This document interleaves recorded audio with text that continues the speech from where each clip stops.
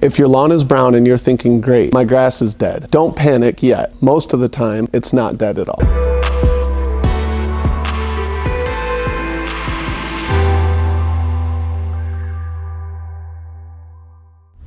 Today we're breaking down why grass turns brown, the difference between a dormant lawn and a dead lawn, how to tell which one you're actually dealing with. Dormancy is a natural survival mode. When temperatures drop or moisture is limited, grass goes dormant to protect itself. Instead of putting energy into growth and color, it slows everything down and conserves nutrients in the roots. That brown or tan color, that's just the grass pressing pause for the winter. Dead grass is different. Dead turf has lost its crown. That's the growth point where new blades come from. Once the crown is damaged, the grass can't recover on its own. Here's the easiest way to tell the difference. Test number 1 is the tug test. Grab a small section and gently pull. If it resists, the grass is dormant. If it pulls out easily, that spot is likely dead. Test number 2 is the color at the base. Check near the soil line. Dormant grass often has a little green or white near the base. Dead grass will be brown all the way through. Test number 3 is the timing.